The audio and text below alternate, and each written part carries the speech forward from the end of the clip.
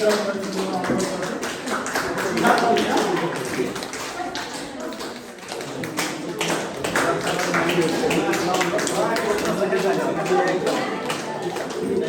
गरी इना गर्नुजाले पनि टप पुरस्कार दिनुभएको थियो। इना गर्नुजालाई पुरस्कारको लागि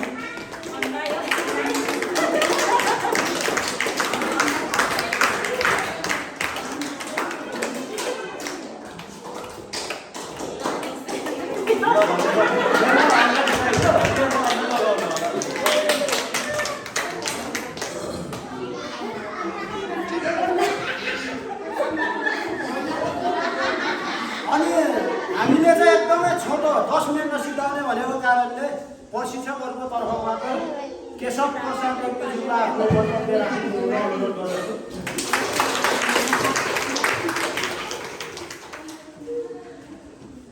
धन्यवाद हेड सरलाई।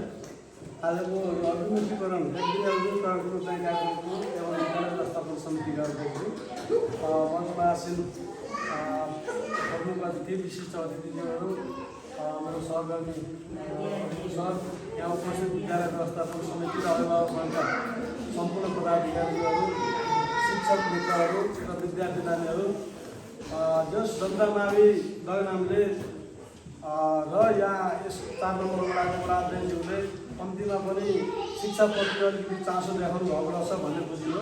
हरेक वर्ष चाहिँ 2 लाख रुपियाँको दरले विद्यालयका केही सृजनात्मक क्रियाकलापहरू गर्नको लागि बजेट विनियोजन गर्नुभएको छ। त्यो सुन्न पाउँदाखेरि मलाई खुसी पनि लाग्यो र उहाँलाई धेरै धेरै धन्यवाद पनि दिन चाहन्छु। र हेड सरले पनि फेरि अरू शैक्षिक सामग्रीहरू खरिद यताउता क्रियाकलापमध्ये एउटा कम्तीमा पनि अभिभावक सङ्घ र अभिभावक विद्यालय व्यवस्थापन समितिका पदाधिकारीहरूलाई सचेतनाको कार्यक्रम गर्नुपर्छ। त्यसो भयो भने कम्तीमा पनि होइन। एउटा कुरा के हुन्छ भने शिक्षा ऐन नियमावली उहाँले आफै पनि पढ्नु भएको छ, आफै पढेर हेड सर पनि हुनुभएको छ, उहाँले आफै पढेर सुनायो भने हुन्थ्यो। तर हामीलाई बोलाएर हाम्रो मुखबाट तपाईँहरूलाई सुनाउन लगाउनु भयो। अहिले के हुन्छ भन्दाखेरि सधैँ चाहिँ आफ्नै समुदाय, आफ्नै स्कुल, आफ्नै अभिभावक गर्नुभन्दा अलिकति परको मान्छेलाई ल्याएर कम्तीमा त्यो काम गरियो भन्दै प्रभावकारी हुन्छ भन्ने ठाउँमा बोलाउनु भयो होला। त्यसका लागि उहाँहरूलाई हामी दुवै तर्फबाट, अध्यक्ष सर र दुवै तर्फबाट उहाँप्रति हार्दिक आभार व्यक्त गर्न चाहन्छु र खुसी पनि लाग्यो। धेरै कुराको खुसी लाग्यो। एउटा कुरा चाहिँ म मेची जिल्लामा 36 वर्ष 7 महिना अध्यापन गरेँ। जुन 23 वर्ष हेड टिचर भएँ, 3 वर्ष स्वरूप व्यक्ति पनि भएँ। बेनी नगरपालिकामा 1 वर्ष काम पनि गरेँ। फेरि फर्केर चाहिँ पढाएर अहिले 2 महिना अगाडि रिटायर भएको छु। र यो बाटो कुहिनेसम्म गएको थिएँ जिपमा। तर यसरी यहाँ झरेर यो गाउँ हेर्न पाइएको थिएन। तपाईँहरूसँग भेट, महत्त्वपूर्ण भेट भयो, त्यो पनि खुसी लाग्यो। अनि अर्को कुरा पनि खुसी लाग्यो। बिहान चाहिँ बिहानको मन्तव्यमा पनि एउटा म्याडमले हामीले अपेक्षा गरेर भन्दा धेरै कहिले कुरा राम्रो मन्तव्य राख्नुभयो। अहिले समापनमा पनि फेरि म्याडमले हुन्छ नि त। अब ग्रामीण भेगको महिला मान्छे, अब महिला त अब किन भन्दाखेरि यहाँ पुरुष त अब विद्यालय व्यवस्थापन समितिको र अभिभावकको 2 जना अध्यक्ष चाहिँ पुरुष देखिनुभयो, नभए सबै चाहिँ महिला हुनुहुन्छ। र आजकल महिलाहरू पनि फेरि अलिकति अगाडि आएर बोल्न गाह्रो मान्नुहुन्छ नि त। अलिकति गाह्रो फिलिङ भएको हुन्छ। तर ढक्कसँग अगाडि आएर मजाले आफ्नो कुरा राख्न सक्नुहुन्छ। कति खुसी लाग्यो मलाई है। त्यसो भएर यो महिला सशक्तिकरणका कुराहरू होइन, अनि त्यसपछि गएर सचेतनाका कुराहरू भए। अब यसले गर्दाखेरि चाहिँ समाज चाहिँ विकसित हुने हो। समाज विकसित हुँदा बित्तिकै चाहिँ हाम्रो पालिका हुन्छ, जिल्ला हुन्छ, हुन देश हुन्छ। र त्यसै कारणले यस्ता कार्यक्रमहरूमा यहाँहरूको चाहिँ आगामी दिनमा पनि संलग्नता रहोस्, सिकाइ बढ्दै जाओस्। सिकाइ भन्ने कुरा चाहिँ जन्मेपछि मृत्यु पर्यन्तसम्म पनि मान्छे सिकेर हुन्छ। सिकाइ कहिले छोडिँदैन। कोही त भन्ने गर्छन्, अहिले भन्नुभयो अर्जुन सरले, अब आधी जीवन गइहाल्यो, अब बाँकी आधीमा के गर्न सकिन्छ र भनेर मान्छे अल्छी हुन्छन् भन्नुभयो। त्यो होइन। अब यहाँ अब गफ लगाएर जस्तो हुन्छ। म रिटायर भएँ, 2 महिना भइसक्यो। रिटायर भएको मान्छेलाई यस्ता यति कुरा किन चाहिन्छ र मैले भन्दिनँ। म अब कम्प्युटरमा पनि चाहिने जति म दखल राख्छु होइन। अनि अब यस्ताबाट अध्ययन पनि गर्छु मैले। त्यो कारणले अध्ययन गर्ने कुराहरू लाई निरन्तरता दिनुपर्छ। यहाँहरूको फेरि अर्को पनि एउटा सकारात्मक बाटो के देखियो भने मैले यस्तो उहाँ देखेको छु जो जहाँ मैले पढाएँ त्यहाँ होइन कि त्योभन्दा अगाडि तातो पानीमा एउटा सरस्वती मावि छ। त्यहाँको अभिभावक जो अभिभावकले के भन्छ हाम्रो स्कुल भन्छ क्या। पहिला त तातो पानीका सम्पूर्ण अभिभावकका बच्चा धौलागिरीमा पढ्न आउँथे, त्यहाँ 5 सम्म थियो, पछि उनीहरू 10 बनायो है। अनि धौलागिरी माविलाई सिङ्गाको स्कुल, सरस्वती माविलाई हाम्रो स्कुल भन्छ क्या। जो सबैको मुखमा चाहिँ हाम्रो स्कुल, उसले पनि हाम्रो स्कुल, उसले पनि हाम्रो, सबैले हाम्रो स्कुल भन्दै राम्रो स्कुल भयो है। त्यस्तै जस्तो यहाँ पनि तपाईँहरूको चाहिँ विद्यालयप्रति आजको चाहिँ यो छोटो समयमा विद्यालयप्रति तपाईँहरूको चाहिँ सकारात्मक चाहिँ भावना मैले रहेको पाएँ। जुन चाहिँ असाध्य, किनभने कतिपय ठाउँमा त बोलाउँदाखेरि चाहेर उपस्थिति नै हुन्न क्या।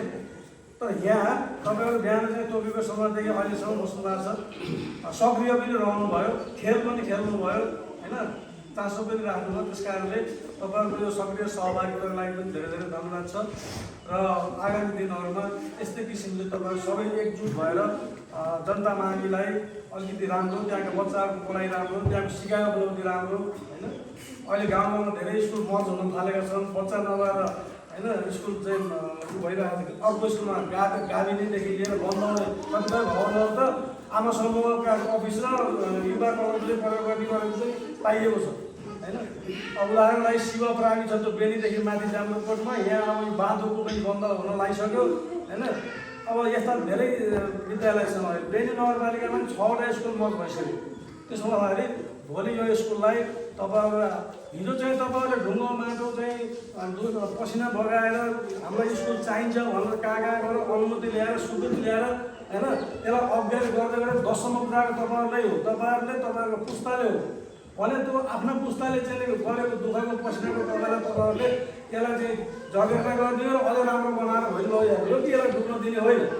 यो कुरामा तपाईँहरू चाहिँ एकदम सचेत हुनुहुन्छ भन्ने मलाई लाग्छ। धेरै समयले फेरि पुनः चाहिँ यहाँहरूप्रति चाहिँ हार्दिक कृतज्ञता ज्ञापन गर्दै मेरो मन्तव्य टुङ्गाउँछु। धन्यवाद। धन्यवाद कार्यक्रम सञ्चालक आजको यस वडा अध्यक्ष प्रबन्धन कार्यक्रम अन्तर्गत विद्यालय व्यवस्थापन समिति, शिक्षक अभिभावक सङ्घ र अभिभावकहरूलाई एक दिने अभिमुखीकरण कार्यक्रमका सभा अध्यक्षज्यू, प्रमुख अतिथिज्यू, विशिष्ट अतिथि र शिक्षक शिक्षिकाज्यूहरू, अभिभावकज्यूहरू र विद्यार्थी भाइ बहिनीहरूमा मेरो नमस्कार। आज भएको यस एक दिने अभिमुखीकरण कार्यक्रममा उपस्थित भई आफूमा भएको कमी कमजोरीहरू पत्ता लगाउन पाउँदा खुसी लागेको छ। म पनि एउटा अभिभावक भएको नाताले आफ्नो बच्चा सही मार्गमा हिँडोस्, भविष्यमा राम्रो मान्छे बनोस् भनेर हामीले गरिने दैनिक व्यवहारहरू आजको यस कार्यक्रममा तालिम लिन पाउँदा हाम्रो व्यवहारहरू अलिक गलत रहेछ भनेर आज हामीले छुट्याउन पाएका छौँ। जुन व्यवहारहरू हामीले बच्चालाई आफ्नो दबावमा राख्ने, बच्चाले गलत काम गर्यो भने हामीले गाली गर्ने, बच्चालाई सधैँ राम्रो कुराहरू मात्रै गर्नुपर्छ भनेर हामीले दबाब दिइरहेका छौँ भन्ने अभिभावकहरूले यो हामीले गरेका छैनौँ भनेर भन्न मिल्दैन। किनकि यो समाजमा आफ्नो बच्चाले सधैँ राम्रो कुरामा मात्रै बच्चालाई हौसला दिने, नराम्रो कुराहरू कहिलेकाहीँ गल्ती भयो भने हामीले गाली गर्ने प्रविधिहरू सबैमा छ। तर त्यो कुराले आफ्नो बच्चाको मन मस्तिष्कमा कस्तो असर पुर्याउँछ भनेर आज जान्न पाएका छौँ। र आजदेखि हामी अभिभावक पनि शिक्षित भएर आफ्नो बच्चालाई सही तरिकाले पालन पोषण गर्ने र शिक्षा दिने प्रयास गर्नुपर्ने छ र गर्ने पनि छौँ।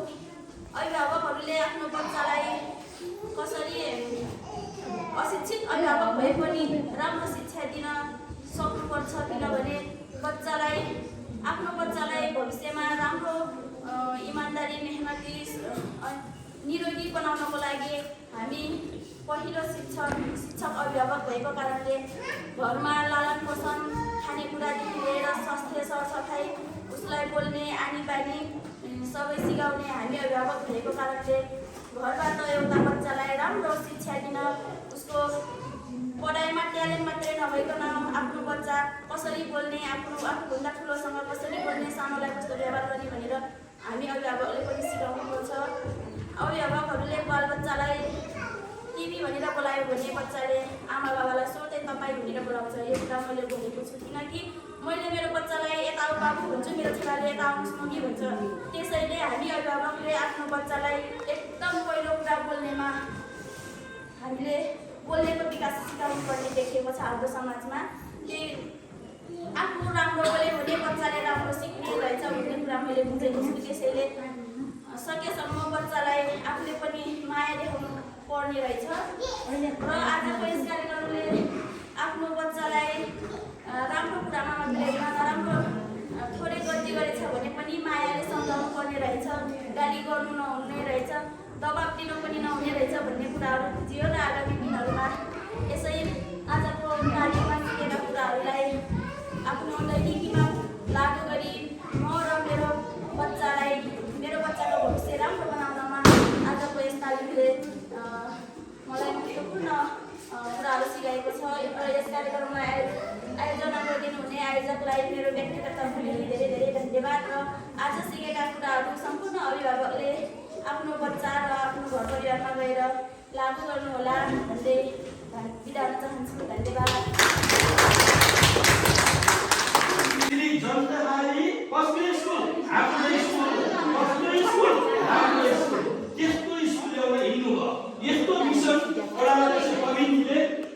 सञ्चालन गर्नुभयो। तयार हुनुहुन्छ अभिभावकज्यू? ल ओके, रेडी 1 2 3 गो।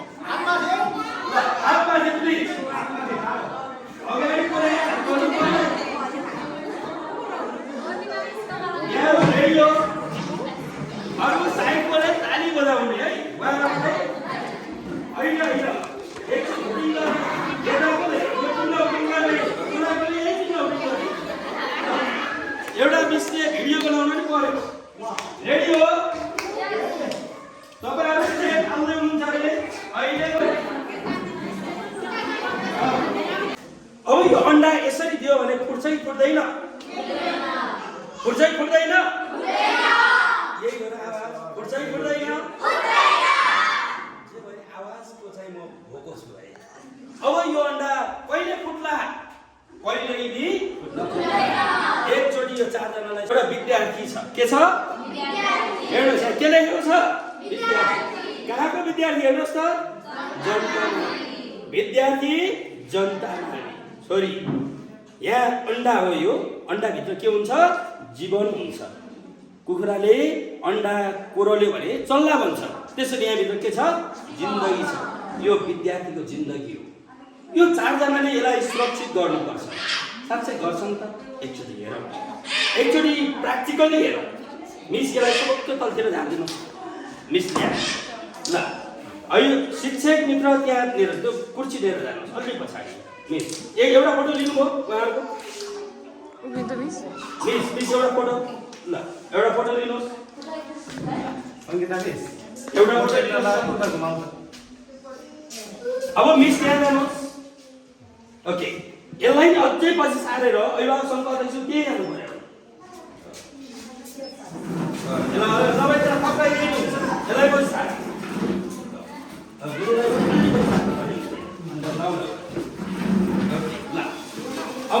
अब हेडसर यहाँ आउनु पर्यो। हेडसर यहाँ विवेचना हुनुहुन्छ यहाँ। हाम्रा छोराछोरीको जिम्मा लिएका 4वटा कक्ष छन्। के छ? विद्यार्थी कहाँको? जनता। कहाँको? पुगेन। विद्यार्थी कहाँको? हेडसर। यो विद्यार्थीको जिम्मा हेडसर छ। हेडसरले मात्र गरेर हुन्छ? मिसको, टिचर्सको, शिक्षकले पढाउनु पर्यो। शिक्षक पढाएर मात्र हुन्छ? अभिभावक सङ्घले, अभिभावकले पनि चासो दिनु पर्यो।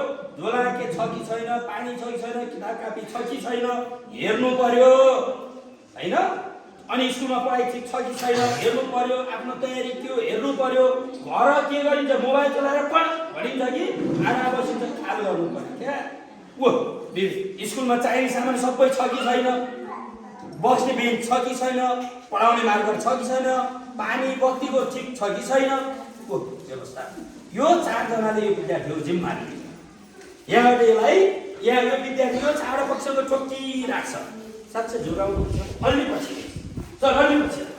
अब म यो जसलाई दिन सक्छु यो विद्यार्थी जनता माविको एउटा विद्यार्थी मैले यहाँहरू जो कोहीलाई पनि दिन सक्छु। मैले पनि दिन्न। निवर्तमान पालिकाको उपाध्यक्षज्यूलाई मैले बिचमा बोलाउँछु। उहाँ एउटा अभिभावक पनि हो। उहाँ जस्ता अभिभावकले यो विद्यार्थीलाई ल्याएर स्कुलमा जिम्मा दिनुहुन्छ। दिदी बच्चालाई घरबाटै पठाउनुहुन्छ कि स्कुलमा आएर दिनुहुन्छ? बच्चा छोड्नुहुन्छ? हजुर आफै स्कुलमा आउनु चाहिँ बच्चालाई घर तयारी गरेर छोडिदिनुहुन्छ? गरेर जाऊ भन्नुहुन्छ है? ओके दिदी। ल मेरो दिदीले अब यो चाडमध्ये जो कसैलाई दिनुहुन्छ, तर तपाईँ स्कुल जानुहुन्छ? जानुहुन्न। यहीँबाट काट दिनुहुन्छ। ल दिदीले दिनुहुन्छ। दिइसकेपछि त्यसलाई उहाँहरूले के गर्नुहुन्छ? आलो पालो एकअर्कामा जिम्मेवारी दिइराख्नुहुन्छ होइन? विद्यार्थीलाई घुमाइराख्नुहुन्छ। ल यो विद्यार्थीलाई कसरी जोगाउनु? ल दिनुहोस्। जसलाई दिनै पाउनुहुन्छ दिदी।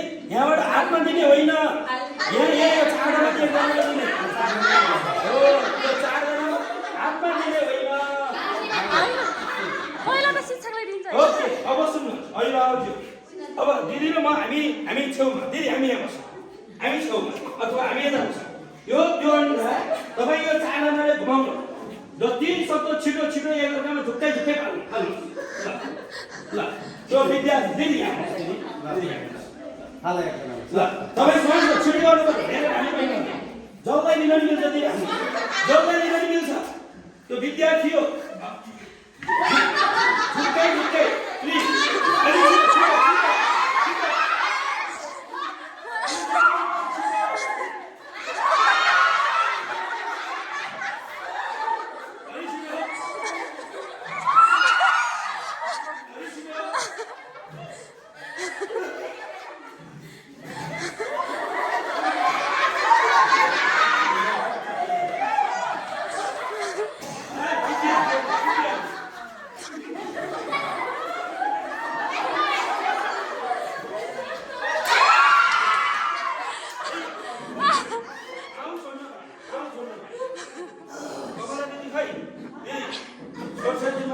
होइन छोराछोरी उहाँलाई जिम्मा लागेको हो कि हामीले जिम्मा लागेको हो नि छोरी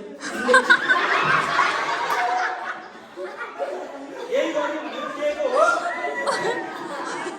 अनि अहिले किन भने त हाम्रो सम्बन्ध राम्रो छ हेड सरले मिसलाई पेलाउने रहेछ त्यही गरेर मिस भएर गयो त्यही हो